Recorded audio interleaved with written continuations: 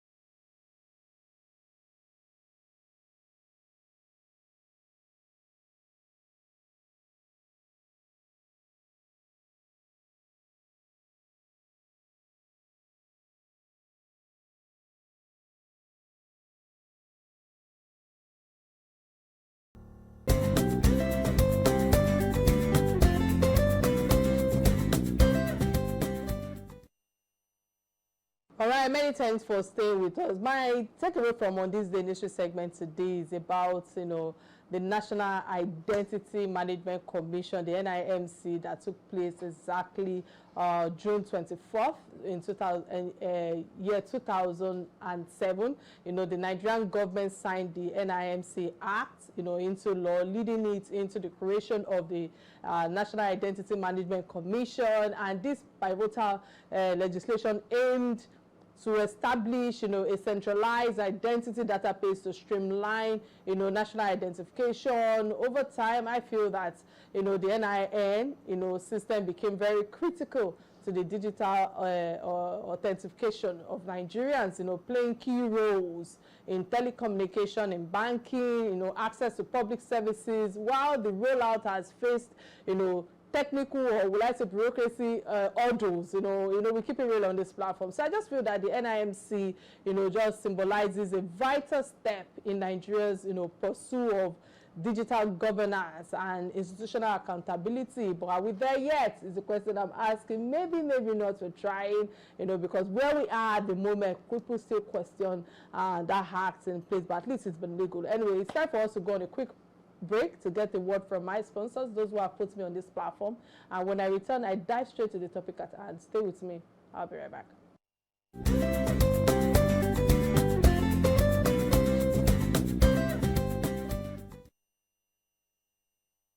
All right, many thanks for staying with me. Today, I enter the Lion's Den, not just a thriller novel, but a mirror held up to society, to power, and of course, the evolving identity of Africans, or African womanhood to be precise. And joining us live as a phenomenal guest is an international lawyer, gender equality advocate, and of course, acclaimed author. Her debut novel has sparked global conversation, and today I will be exploring how our storytelling meets justice, advocacy, and lived experiences of millions across the continent. This book, or the book, has received significant international recognition, commenting its place as a poetic sensation, Time Magazine's 100 most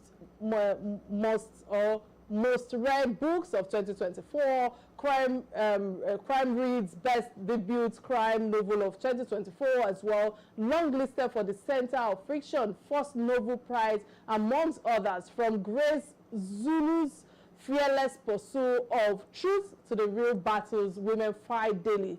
this is a conversation you don't want to miss. But before I delve into Real Talk with my guest, I think it's important for us to play a profile. And when I return, we will be speaking with her. Stay with me. I'll be right back.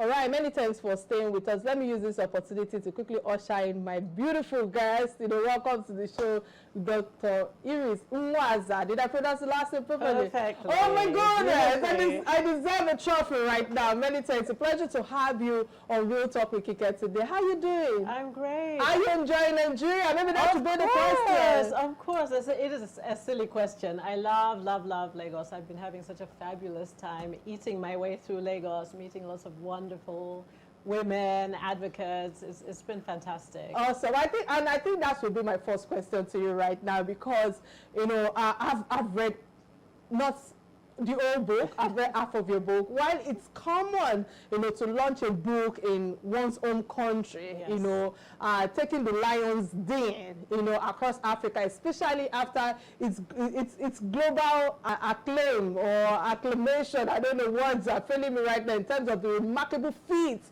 that it has received. What inspired your decision, to include Nigeria into this, tour, specifically Lagos? Because in your launch tour, yeah, I saw a little bit of the snippets online, and yeah, I was like, what prompted her to come to Lagos? I would like you to throw more light on what prompted you to come to Lagos, Nigeria, where I feel that the scheme of things, in Africa starts in Lagos. You can debate with your with your phones. What's your take on this? You said it yourself. I think Lagos and Nigeria, such a cultural hub for music, for literature, for art. I know I got my start reading with people like Wole Soyinka, yeah, Chinua Achebe. Just really loved the country. Learned how to write through these great, fantastic writers. And I think I'd be remiss if I missed out on Nigeria. I really wanted to do an African launch. And so I've been to Johannesburg. Lagos is second. I'm going to go to Nairobi. But that's really important to me. I think even though this book is published in the West, it's done really well in the US and the UK. My heart is in Africa. I'm from Zambia. And if it doesn't do well here, then I will really be heartbroken. You chose well, because there's no way you can go to South Africa, go to all those places, and not come to Nigeria. I wasn't going to miss surely it. you will be missing. But Iris, you know what? The Lion's Den, you know, it strikes a rare balance between suspenseful friction and urgent reality.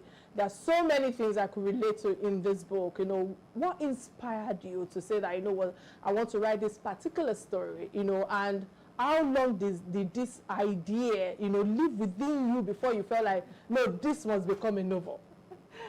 That's a really great question. I have been thinking about it for a very long time. I've been writing it for 9 years, working full time.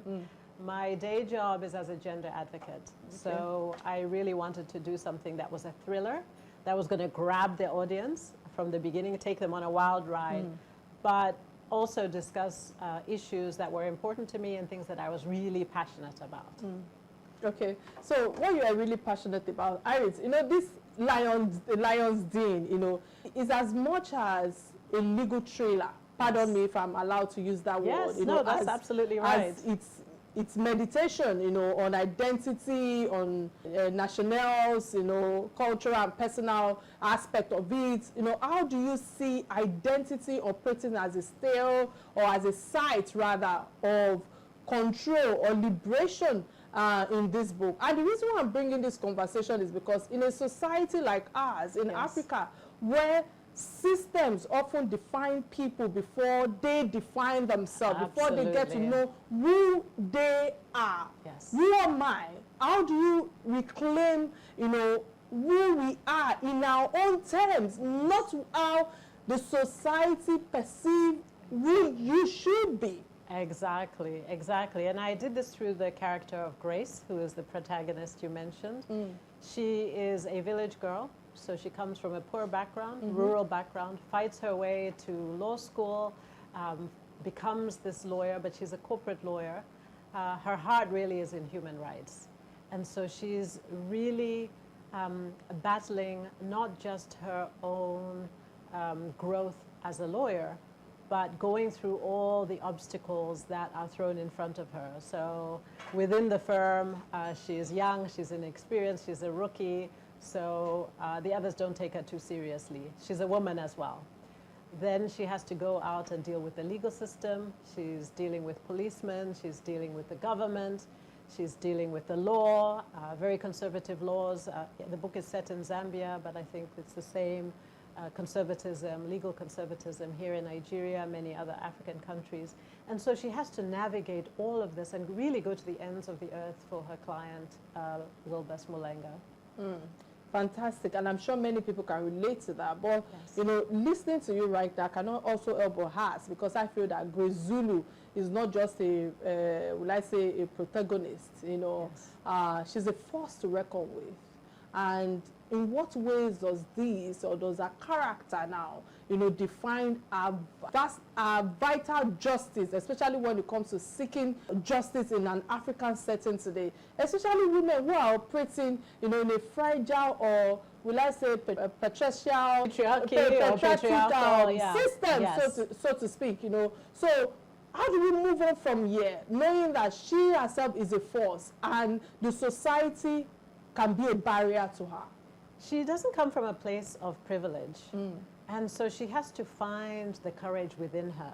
There's something in her DNA that says fight, but she has to go and navigate and learn. She comes in from law school. She really assumes that law and justice are the same thing. And for her, it's a real education. She has to understand that actually these are completely different things. And she has to fight, and she has to keep fighting, and she has to find allies as well. There are too many things against her. So she looks for allies in the church. There's a Catholic priest, Father Sebastian. She looks for allies in her law firm, one of the senior partners. She looks for allies in her landlady, who was a freedom fighter, and she finds them. So I think, you know, part of the message is we can't fight these fights alone.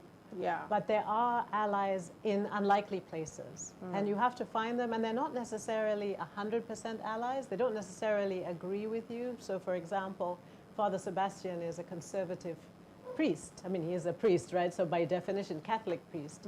He doesn't agree with Grace on everything. She doesn't agree with him. But she's able to leverage some of his power, and she goes along her way finding different people, finding different ways, different resources, and meets people where they are and tries to bring them along. And that's part of my hope in the story, that wherever you lie on the spectrum of whether you're very progressive or are very conservative, you can find a character that you identify with, go along the journey with Grace and see. She wants to understand what happened to her client. Her client disappears very early in the story, and she, of course, she wants justice for Wole Soyinka. Still talking about collaboration, because I feel that Grace's journey is deeply collaborative. You know, she forms unlikely alliances, like you said, you know, earlier, you know, to challenge the status quo. You know, while I understand with you that, you know, loyalists do not have to be 100%, I find an issue with that. But what insight do you want readers, you know, to walk away from, or to walk away with the role of collective action and coalition building in controlling institutional power? I think that it's very important for us to throw a lot of light on that. I think it's very easy to divide and conquer. Okay. You know, whoever wants to maintain the status quo, that is probably one of the oldest tricks in the book, right? You sow division amongst people. And I think it's really one of the attributes and strengths of Grace, in that she can bring different people together. It takes her almost the whole book to get to the end where she can find this coalition, sort of a coalition of the willing, and bring them together, because individually she's still not that powerful. She has to galvanize her inner power, but also get these others on board, because it's very, very easy to silence individuals. It's very easy to oppress individuals, but where we link arms, then it becomes a different situation. Then it becomes very difficult for the powers that be to suppress. There has to be a reckoning, and this is the way, through collective action, as you said, through collaboration, we can force the reckoning. Many thanks for that submission right there. We'll go on a quick break, and when I return, the conversation will continue. Please stay with me. I'll be right back. This is Real Talk with Kike.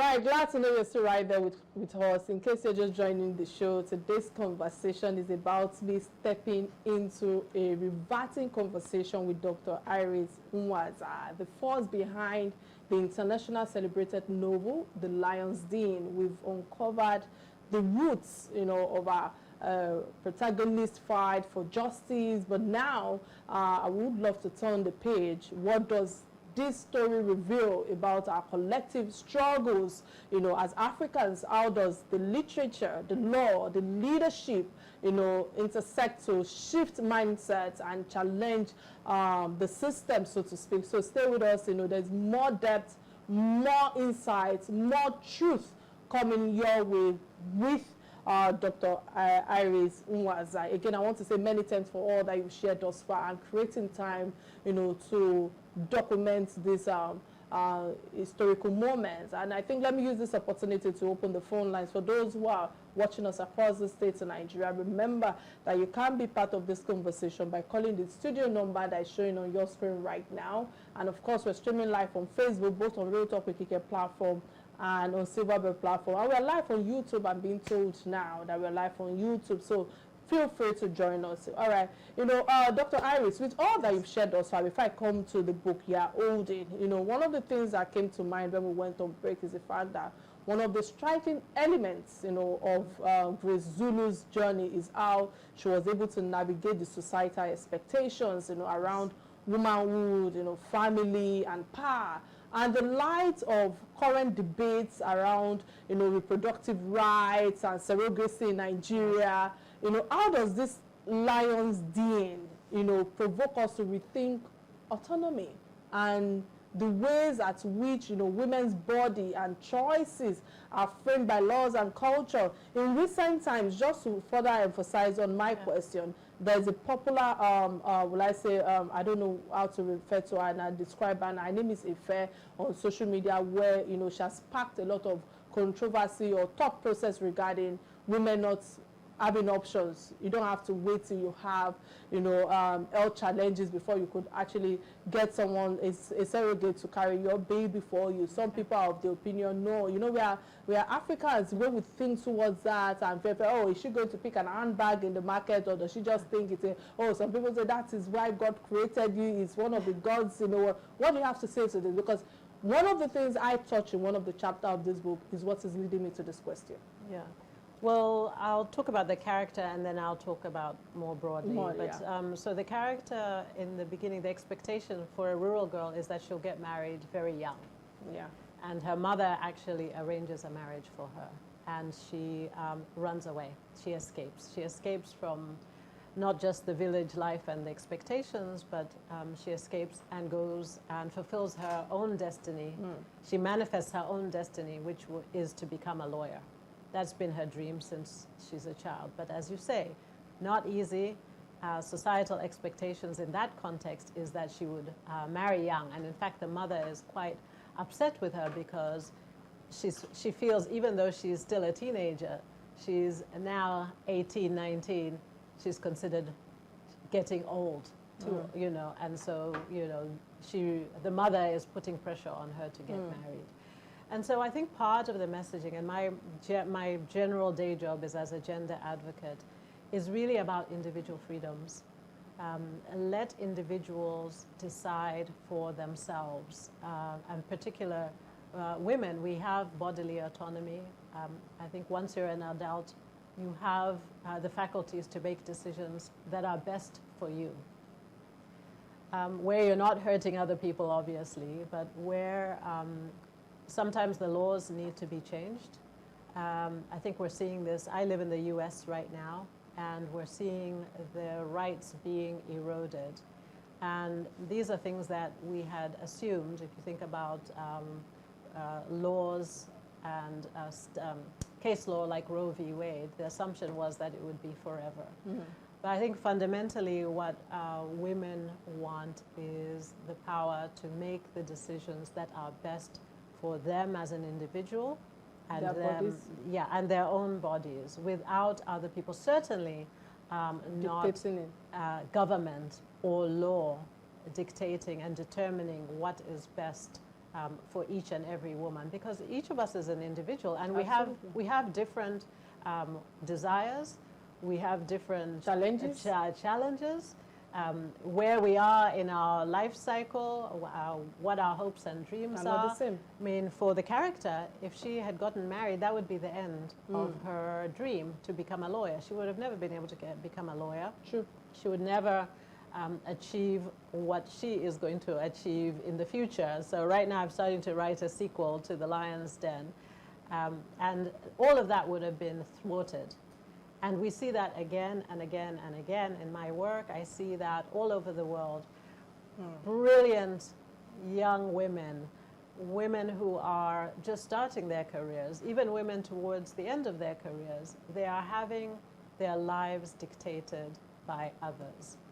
And that is actually not good for society. We know that that reduces their ability to contribute financially to the family, to the community, to the nation, GDP. So whether you think it's the right thing to do, it's actually the smart thing to do. Absolutely. I love that submission right there. Many thanks. Now you're holding the book. I think our viewers, this is the book, even though we've been showing a lot of snippets of the book while you speak, and your book that you're holding right now, bravely touches on taboos, traditions, uncomfortable truth. Real talk. That's the honest truth. How do you see, friction as as a tool, you know, for opening up honest conversation, real conversation about power, about gender, about societal change for African communities. Because, you know what, however you look at it, this book right here, many communities might challenge it because of the mindsets Africans have. What do you have to say to this? I want people to challenge it. Okay. I want them to read it first. Yeah. And then that's the beauty and the power of storytelling. This is a way to open a conversation. True. It doesn't mean you have to agree with all the characters and everything that happens in the book, but you can enjoy the story, and then From different perspectives. Unlearn, relearn. And think about it, and then have conversations. And I think this is a different way. There's an important role for activists. There's an important role for advocates like myself. And then there is another way to come at some of these same powerful, important issues that we're all very passionate about. And that's through storytelling. And my hope is that if people read the book, they enjoy it, they will find characters that they identify with. Absolutely. And hopefully they will come with an open mind. And by the end of the story, I know they'll be rooting for the characters, but I hope that gives them pause to think about the issues as well. Many thanks again for that submission right there. But now let me come to you, because from Time magazines to crime reads, right? The Lion's Den has been embraced worldwide. You know, what does this level of global recognition mean? What does it mean to you? Because, and the reason why I'm asking you what does it mean to you personally is the fact that, you know, African stories being told through unapologetically African lenses now is why I'm bringing this question to fore. It's been very gratifying. This is my debut. Unlike you, I don't have 3 books. Now you've done a lot of research on me. Yeah. I try to do my homework. Yeah. You're an author, so you know how difficult it is. But you don't know when you are just getting started whether it will even see daylight, whether it will be published, much less embraced. And so it's really wonderful to be embraced in the West. Yeah. But for me personally, I think the cherry on the ice cream will be if I am equally embraced here on the continent, here in Nigeria, and also at home in Zambia.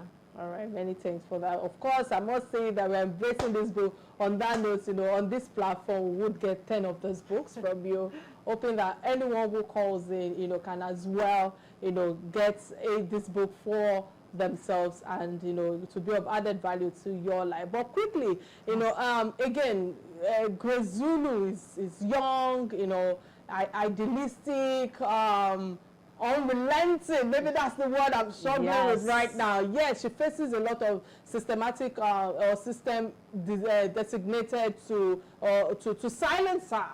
You know, in many ways, I feel that she reflects, you know, the energy of young Africans today. You know, what message, Dr. Iris, what message do you have for young women, young people who are watching us right now, young Africans who says that, you know what, how do I relate to this? What is that message of hope for their own story that you think that you can share with them or send to them in terms of emerging as leaders, you know, that can push them to a place of change, that can bring a lot of, you know, maybe disrupt a lot of power structures in Africa? I have been so impressed by the next generation. They're very courageous, and that's actually some of the inspiration for the character Grace. And I want to encourage that courageousness in the face of real obstacles and sometimes danger. And I think we're seeing it around the continent, where young people, thanks to social media, they're able to connect quickly.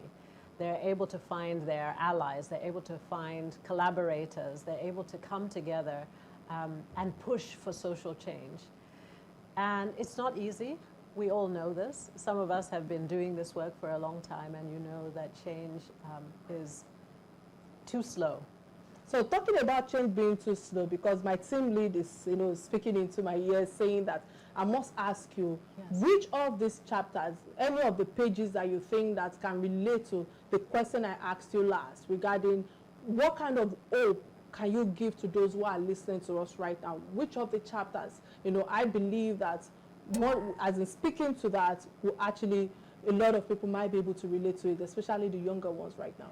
Unfortunately, you have to get to through the whole story to the end Okay. to understand what happens.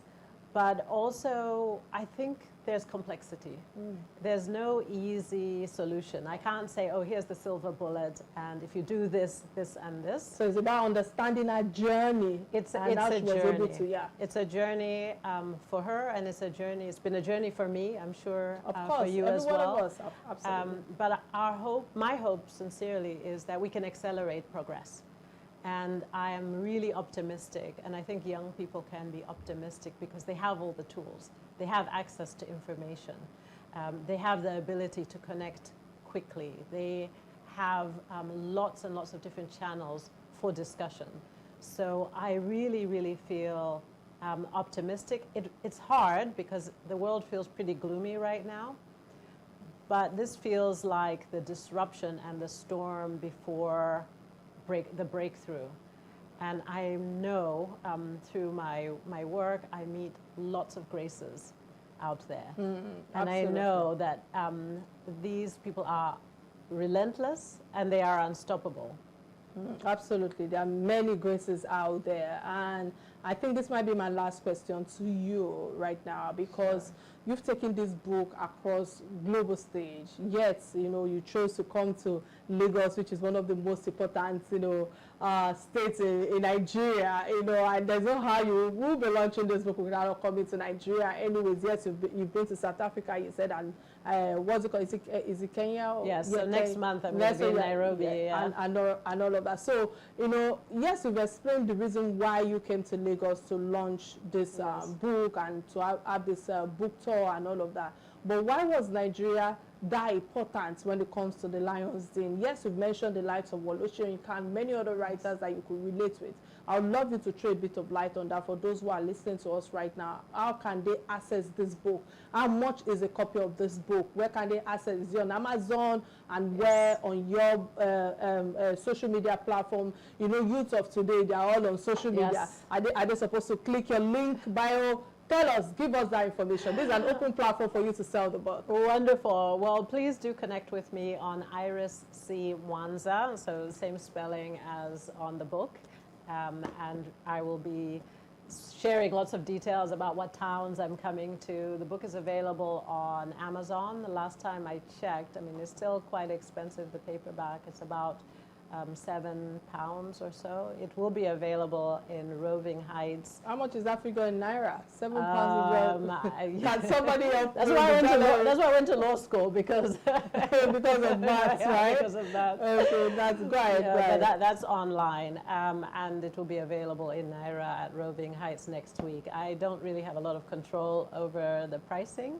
Okay. But I'm hoping it will be a budget-friendly price so that many, many people can afford to buy the book. I definitely appreciate your support. Yeah, thank you so much for creating time to be in Nigeria, to be in Lagos, Lagos, and particularly to spend your lunch time with me on this platform, Real Talk with Kike. I wish you the very best as you continue to navigate the waters, and of course, continue to impact. I wish you the best in your career path. I think on this note, this is where I move to the last trending story, or the last segment of the show that we call Trending Stories. These are stories, that binds us as Nigerians, as Africans. So before I let you go, you have, to contribute one way or the other, because I feel those stories are a bit related, they're relatable. And the first trending story is that of the Netherlands that returns the 119 Benin bronze and artifacts and all of that. And this is where I have an opinion as a host, and I want to say congratulations to Nigeria on the return, and kudos to the Honorable Minister of Creative economy. That's Minister Natu Musawa. She's one of the girls that, that have graced us with her presence on this platform more than 7-8 times, and I know that she's doing a fantastic job when it comes to, being everywhere and being an impactful minister. I know this has been going on for a while, because we sometimes treated this story last year. I remember vividly how I threw a lot of light on this conversation, and to me, the return of 119 Benin bronzes, from the Netherlands to Nigeria is a big deal, but it also brings up many important questions in my head. These artworks were taken from us over 120 years ago, if I'm correct, during colonial times, Since then, they have been displayed in foreign museums, helping those countries, make money from our culture, while we at home had little to show for it. So from a relationship perspective or point of view, why did it take more than a century to return what clearly never belonged to them? Another question I'm asking is, why does this say, what does it say about how African history is treated around the world? Because these bronzes are more than just beautiful objects. They carry, the spirit, the history, the tradition, the identity of the Benin people. So when they were taken, something was stolen from all of us as Nigerians. So now that they are back, it's a chance for us to, to reconnect with our past, understand our past, educate the next generation on our past. Can we introduce history back to school? But let's also be honest. Why now? That question has been lingering in my head. Kike, why now? Why returning now? So many of these countries are only returning them now because of maybe international pressures, not necessarily because they've had a change of heart. If you ask me, I keep it real on this platform. So we must make sure that this isn't just a show. It should be the start of real talk, real conversation about justice, about respect, about even compensation. And there's something for us Nigerians to learn to. We must do more to protect our culture. We must do more to protect what is ours. Our talents, our stories. If we don't value our stories or value whatever we think is an identity of our culture, others will take advantage or benefit of them. Whether now or in future, there must be a lesson that we must learn from this. Finally, now that we have these treasures back, what's next? I ask in pain. Again, what's next? Will they be kept safely? Will it be displayed in a proper place where the unborn generation will understand what it means? Or be made available for everyone to see? Or will they disappear again into various homes, and all those who are in the corridor of powers will share them behind cameras because it could disappear again? So this time, under our own watch, we must bring accountability to fall. This is a proud moment for all of us, but we must treat it like the beginning of a bigger picture, beginning of a bigger journey, and not just the end of a long wait. Let me hold my breath on this quickly. Dr. Iris, what's your take on this? I couldn't agree with you more, and it's not Nigeria, it's the whole continent that has been plundered, and it's been a grand battle to bring our treasures back. So this is one battle that is won, which is beautiful and something to really celebrate, but the war is not over. And as you said, once we have these treasures, it is a public good, and it should be for everybody. So I am delighted and excited. They are incredible, but we also still have more work to do. And in this moment, let's celebrate and let's take inspiration across the continent to bring all of our treasures, treasures back home. Absolutely. Many thanks for your perspective on the issue at hand. The second trending story that caught my attention is that of the U.S. security alert, a fair caution or unnecessary fear. People have different debates regarding that. And let's talk honestly again on this platform. That's why this platform is created. This discussion is two sides as it relates to the safety, of foreigners in our land in general, and of course the image perception of Nigeria as regards to safety across the globe, not just in Lagos or whatever. The recent security alerts, from the United States Embassy, advising its citizens, to avoid military and government, buildings in Abuja might feel uncomfortable to some Nigerians. But let's be fair, guys. The Americans are not wrong to protect their own people, especially when you look at the bigger picture of it. Globally, we are witnessing serious tensions, especially when it comes to the Israel-Iran conflict, which Qatar is also in the mix of all of this now, which is reshaping the international security strategies. However we look at it, countries are at the edge, and embassies are right to stay cautious of your environment, your location, especially in religious location with issue of security concerns. So Nigerians has faced real security challenges over the years. Here are some of the historical moments that I felt that I needed to bring to fore in terms of the current facts that I feel that could have triggered such statement from the U.S. Embassy, or to protect their own. Even my children, since they've heard it, they've been telling me, "Mom, we are not Nigerians. We can return back to our country, America." They say, "Your mother is half Nigerian, so you stay here."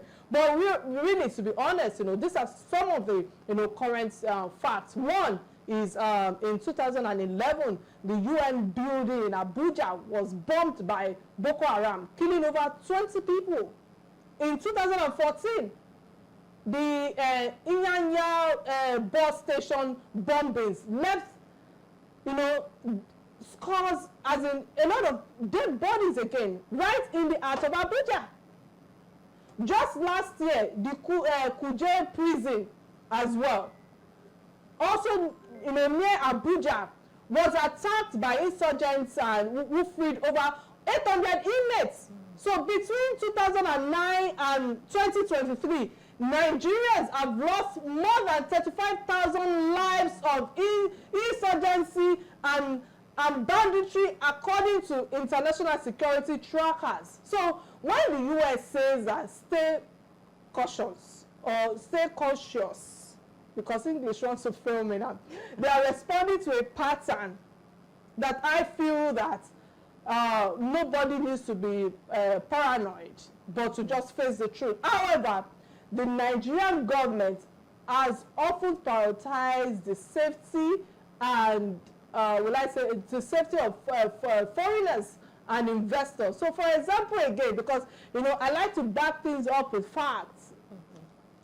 During the 2014 Ebola outbreak, especially the emergency protocols that were activated, not just for citizens, but also to, protect diplomats and foreign staff, in Lagos and Abuja. I know that I was a part of that, so I could speak authoritatively on that. Even during NSAS protests as well, foreign embassies were surrounded with layers of security and clear evacuation plans that were, in place for expatriates. So again, I remember, the tourists as well. The diplomatic zones like the Matama, Aso Rock. Military presence is always, really high over there, not just the locals, but largely for expatriates' safety. So yes, while Nigerians may sometimes feel neglected in terms of safety, but I feel that the foreign nationals, especially the Americans, are given top priorities in terms of protection and, early warnings. But on the other side, the Nigerian government is also not wrong, to try to say they want to protect their image, because perception is everything. Nobody wants headlines that will scare away investors or paint Abuja as unsafe. So especially when many people go about their daily lives in a peaceful manner. So perception is key. And I believe that that's the reason why, you know, the state government had to put that statement out. But everyone, whether locals, whether international, whether Americans, you know, expatriates, wherever you're from, just be vigilant and stay safe. Quickly, what's your take on this? I think that people who are wealthy, people who are from privileged backgrounds, certainly expatriates, they are all taken care of. They're able to look after themselves. And so it's really, I think, the more vulnerable populations that need better protection. And so, yes, as you say, I think we all need to be careful. We need to be vigilant and sensible. I travel a lot. I go to a lot of cities. And I think if you're in any city around the world, you have to, you know, keep your spidey senses. Absolutely. Absolutely. So it's not necessarily about being in Nigeria, but you have to be cautious. And I think I don't worry. I'm a dual citizen, Zambian American. I don't worry about it, but I do feel in certain situations that you know, there's too much attention protecting people who are actually well equipped to protect themselves. Fantastic, fantastic. So before I wrap up the show, do you have any last word that you would love to share with your viewers quickly? I hope that people will purchase The Lion's Den and take a journey with Grace, but I've just absolutely loved being in Lagos. I'm always happy when I'm in Nigeria, so I hope that you'll have me back for the next book. Definitely, we would love to have you back for your next book. We wish you the very best. Again, and on this note, this is where I draw the curtains of the show. But again, many thanks to my resourceful guest, Dr. Iris Mwanza, for all that you have shared thus far, for creating time to be here. And of course, to my team members behind the cameras, I want to say thank you. It's a teamwork right here. My name remains Kikelomo Atanda-Owo. Till I come your way on Thursday, remember to catch me live on Inspiration FM tomorrow at your Drive Time Talk Show at 5 p.m. Bye now.